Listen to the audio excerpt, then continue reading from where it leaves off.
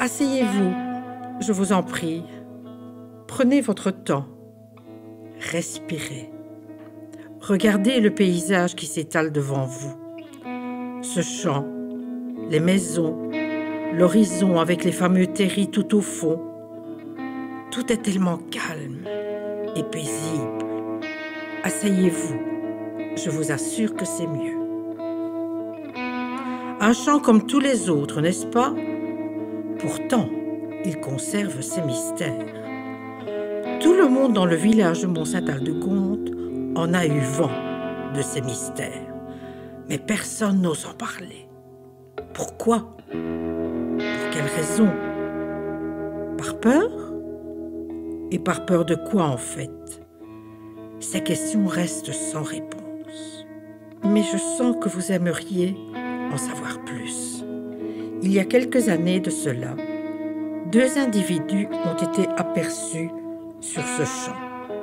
Ce qui a intrigué les locaux, c'est qu'ils étaient munis d'une vieille carte et chacun d'eux avait une pelle à la main. Ils cherchaient visiblement quelque chose.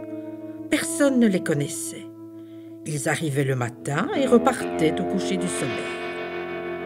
3 jours durant, ils fouillèrent la terre, allant même jusqu'à creuser 2 trous profonds. Dans le village, tout le monde parlait de ces 2 hommes. Qui étaient-ils? Que cherchaient-ils?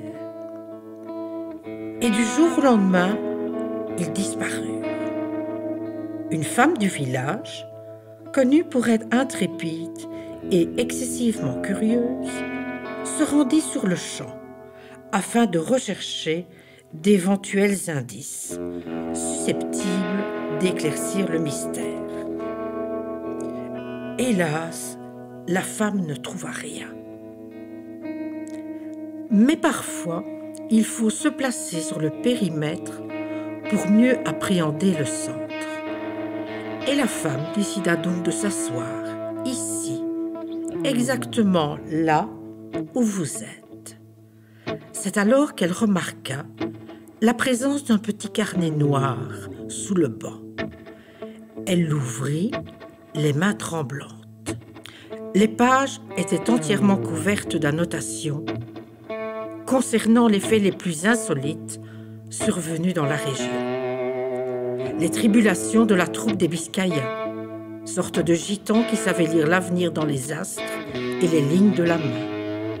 Les réunions nocturnes des sorcières et sorciers de la région à la tienne de Montifaux à Collarmont, tout près d'ici. L'affaire de l'ancienne ferme du Hulot, où vivaient 2 frères très riches, malgré leurs allures de pauvres, et que l'on retrouva assassinés un matin, sans que l'on découvrît jamais les coupables. Le château d'Escosson, propriété des seigneurs de Saint-Aldegonde, qui fut détruit au XVIe siècle et qui recelait un important trésor visiblement maudit, car quiconque s'en approchait mourait dans les 3 jours. En lisant cela, la femme décida d'enterrer le cahier quelque part, dans ce champ, afin de prévenir d'autres tentations. Je vous déconseille vivement d'aller le rechercher, sauf si vous aimez les mystères.